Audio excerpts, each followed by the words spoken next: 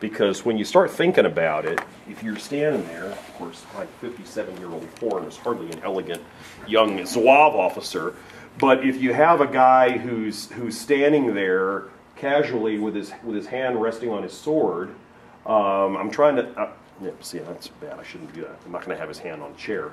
But you know, he's standing like this, looking in this way. Now, either his hand's like this or his hand is like this. But by putting his hand on the top of his sword, and keep in mind his sword's got to be hooked up. And what hooked up means is you've got a scabbard, right? And on top of the scabbard, of course, you got the hilt. The sword's sheathed. So below the top edge of the scabbard, a few inches down, you're going to have a band and a ring, and you're going to have 2 rings. And those rings are going to be attached to slings that are going to be attached to his waist belt, right? When you hook a sword up, the top ring is hooked into a little hook that's on the waist belt. So when he hooks the sword up, which he would do when he's walking around with it, now the hilt's got to be more like up here because it's hooked up. So his shoulder is going to be raised up because it's going to be resting like this. So if he's standing on the parade ground, his arm is going to be more or less in this position. So what's that doing to my shoulder?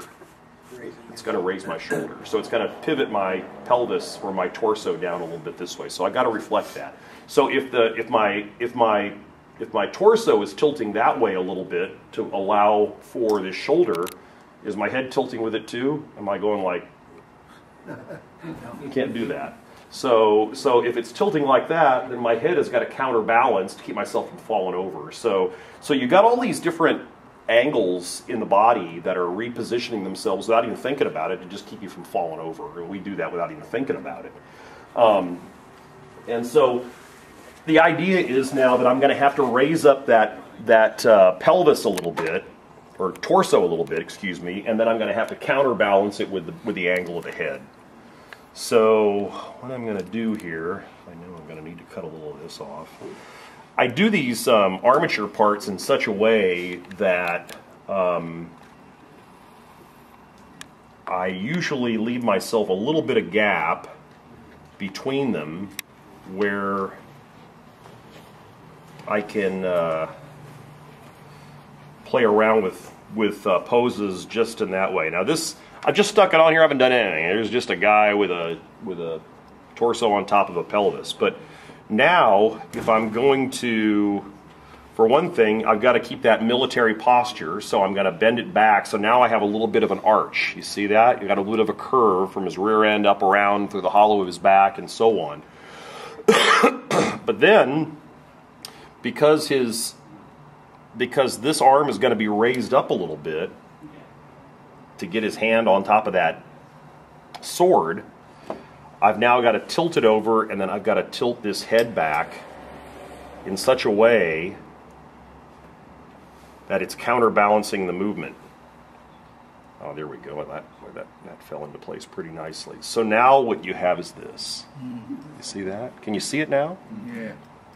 And so, get my fingers out of the way, and I'll just hold this let me hold this in a way that you guys can see it a little better. So what you have now, you can almost see his legs on him now. And you can see that angle really clearly because there's that wedge-shaped void now where his pelvis is tilted away from his torso. And then you see the head tilted down a little bit to counterbalance and then thrown a little bit to the left. All of that, a matter of you got things going this way, and then things going this way, and then things going that way, and the result is balance. And that's the whole idea of movement in modeling figures, whether it's a figure who's running crazily forward or a guy who's just probably the biggest mistake that I see when I see sculptors doing figures, original figures, is I see everybody instinctively has an understanding that, yeah, that has to happen, but it's amazing how if just one little component is off, even the most casual observer will just notice it. And they won't know quite what it is, but something won't look right. And they might not be able to articulate it, but one of the things I see most often is when people do figures on horseback. Horseback is a whole other can of worms because you're not only trying to balance your own body, you're trying to balance your body within the context of a creature moving in its own way, and it's in its own fashion. And so you see guys with their arms up in the air holding swords, and you know, a guy with his sword raised over his head like this, and his head like this, and it's like, well, you can't do that. You know, you're going to be off that horse in about 1 second. You know, and it's amazing how the body has to keep. You got to keep situated.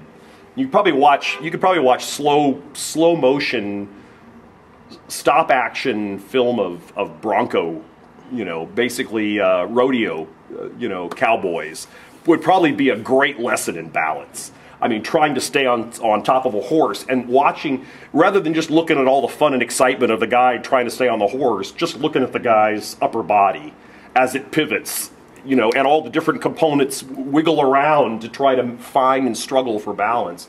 And it's the same thing when you're doing a basic figure. It's exactly that same idea. And this is a pose that I've done before, but I'm thinking already that if I'm going to have him in this pose, I'm going to probably have. And let me pass this around. You guys can have a look at that. Just look at the subtle orientation of the different components. But I'm thinking, I think when I stood up to demonstrate the pose without even thinking about it, I put my hand up like this, and immediately this leg went out. This is the natural way to stand. I mean, it wouldn't make any sense to stand like this. Yeah. You know, it's just unnatural. I mean, you'd have to say, stand like this. Okay, how long do I have to stand like this? You know, it's not comfortable, but this way is fine. And so now I've got not only this leg moved out, but you notice the way this leg bows back. I mean, it's almost like the knees going in the opposite direction. But everybody does that without even thinking about it. And it's really just a way of creating a real firm base. And essentially, he's leaning on this hip as he's pivoting up, you know, as he's putting his arm up on the sword hilt. Always the big challenge with this is getting the sword done in a time that I can figure out exactly where that ring's going to hook onto the belt. So when I put the hilt on, I haven't made it too low or too high, so I have to rig up something so I can kind of orient all that together. So that's really what I wanted to kind of walk through with you guys. You have some questions? Yes. When you're required to create a female, is there much difference? Haven't done that very often. Trying to think the last time I did one. A long time ago.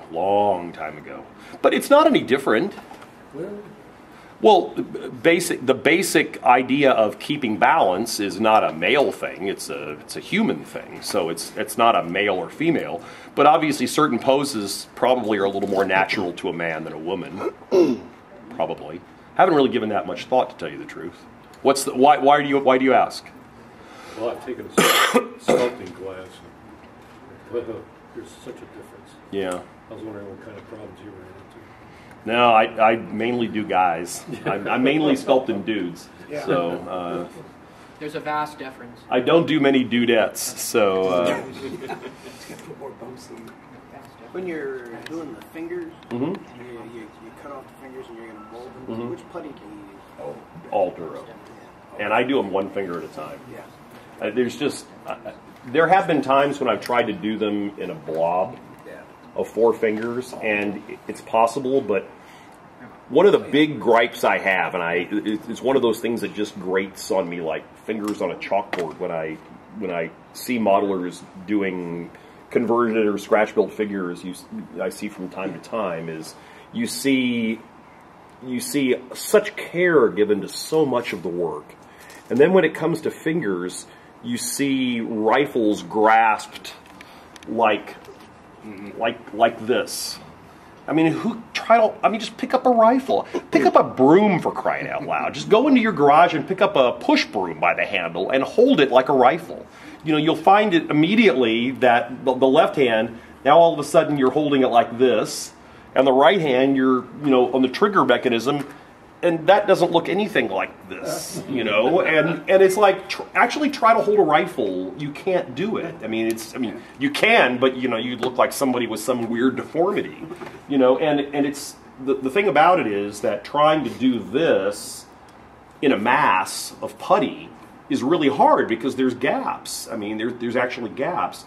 There may be other fingers that tend to stay together a little more, depending on the angle of the rifle. But for the most part, I do it one hand at a time, and each hand is one finger at a time. So I'll usually start with the forefinger and then work out, and I'll usually do the thumb last. And I'll try to smooth them out as best I can. If I have to go back with some putty later and then smooth out the transitions into the hand itself, I'll do that. I'll do that a little later. But hands are a really, really important thing because unlike the uniform, the average person going to a model show can't be an expert on all uniforms. They don't know all the details. They may have certain historical periods they like and they know about. But we all know what hands look like. We all have them. We all know what faces look like. We all have them. So we tend to look at the things that we're experts on. And even the most casual observer in the hobby or spectator knows what a face looks like. And they know what a realistic looking face looks like. And they know what an unrealistic face looks like. So those are things that everybody can be an equal judge of. It looks natural or it doesn't. So those are things that the face is obvious. We all know that. We all know faces. We all struggle with trying to make our faces look better and painting eyes and all that kind of jazz. But fingers are one of those kind of overlooked things that we think, well, everybody else does their hands like this. Why can't I do them that way too? You know, that's the socially acceptable way to make model soldier hands holding rifles. Well, that's bullshit. You know, pardon my English. The idea is try to make it. Try to figure out a way to make it better. Try to find a way to make it more realistic, more natural. And you'll feel better about it, and it'll make you better as an artist, and it'll also, people who are looking at your models will say, those are really good. You know, so I look back at some of my early models, and I think, God, some of my early hands were really bad. And I did that about 10 or 15 years ago, maybe 15 years ago, and I said, you know, I got to get better at hands. Some of them are okay, and some of them are like, oh man, they stink. And so I decided I was just going to re-look at how I was approaching hands and how could I figure out a way to get better articulation, get the knuckles, you know, get the fingertips, get the articulation right, and try to do them as well as I could. And it really wasn't that hard. It just took a lot. I just had to stop thinking about what the generic way was of doing it and start all over again and say, how can I make them look more realistic and what's the right path through that process? So. In regards to the figure you were saying, hand on the sword on one, how about having a pair of gloves in the other hand? That's a good idea. Yeah, that's a very good idea, actually. And maybe grasping them between his hands on his hip or hanging loose. Yeah, one of the other. Yeah. Basically in a semi-casual form, right? Oh, cigar is even a better idea. I like that idea. My daughter's laughing. I had one this morning. But then he'd have to raise his hand and get a Yeah. Get him on that. Well, I mean, it's kind of. I'm not sure. That time frame, weren't they big cigar smokers? Well, the only thing I'm thinking about is because I don't want to have him with his arms inside the coat. Because if I do that, then I'm going to hide all the sleeve detail, which I think is part of the cool part of the figure. But if I have the figure wearing a dark blue coat with maybe a little bit of black silk trim on it, you know, Jim, the kind of cloaks that officers wore during that period. If it's just draped over it and his arms down, it might look kind of blah, just having a straight coat here. But if I have his other arm on his hip, or maybe holding a cigar or something like that, I'm just not sure if this and this looks right. It just seems a little too like, I don't know, it doesn't seem natural. But much as I love the cigar idea, maybe I can put the cigar in his hand. Ask him a cane. Give him a cane. Yeah, a cane would be okay. But if I have it this way, then the coat has something to kind of drape onto on his elbow, which would tend to pull it out a little more and create a really nice dark backdrop against which the colors would really kind of pop. He wouldn't be all front. Yeah, I'm just worried about that. I got this nice gathered up side on the other side. If I have his hand down, then it's just going to be like, you know, this big black.